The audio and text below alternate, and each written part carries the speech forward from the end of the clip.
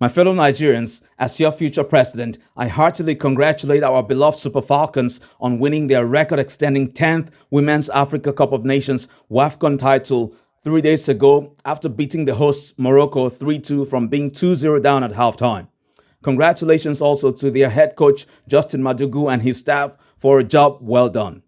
Indeed, from not conceding even once in the group stage and winning 2 games, to thrashing Zambia 5-0 in the quarterfinals, and to Michelle Alozier's stunning goal to defeat South Africa in the semis, this Mission X, as the ladies so nicely started, was accomplished in grand style.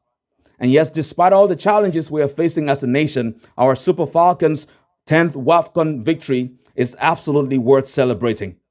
In fact, talking about overcoming challenges, all of us Nigerians need to be inspired by Esther Okoronkwo, the Super Falcon who was deservedly named Woman of the Match in the final for her goal and 2 assists.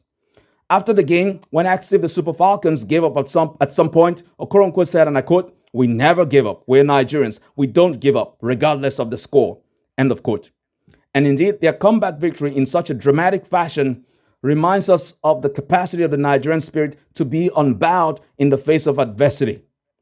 By the way, shame to the Moroccan fans who pointed lasers at some of our Super Falcons in that final, including, for example, at Esther Okoronkwo before she took the penalty that started our comeback.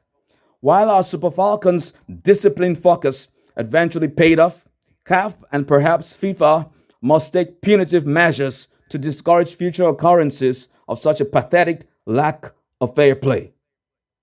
The fact that our Super Falcons have won 10 out of all 13 WAFCON titles so far definitely proves their clear and sustained dominance of African women's football, which means it is time for us to focus on excelling on the world stage, beginning, of course, with the 2027 FIFA Women's World Cup in Brazil. Indeed, out of 9 FIFA Women's World Cup appearances, the Super Falcons have only reached the quarterfinals once in 1999. That's 26 years ago. Likewise, at the Olympics, they've only made the quarterfinals once in 2004. They absolutely can do much better. They obviously have the talent and the exposure. In fact, 18 out of the 24 players called up for the 2024 WAFCON play in top of very competitive women's football leagues around the world. Also, our all-time Super Falcons top scorer, Perpetuan Kocher, who won 5 WAFCON titles, has been coaching a Swedish football club since 2015.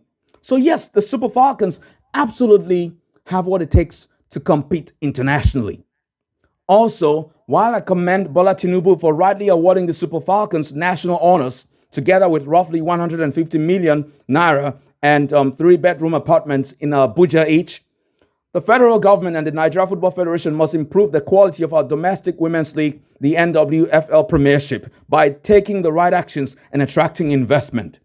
Our Super Falcons' wonderful 10th WAFCON title shouldn't just be a moment of special celebration, but a monument to an essential progression in Nigerian women's football. Such a progression will lead to more opportunities for Nigerian girls, attract many African women footballers to our domestic league, and add great value to our economy.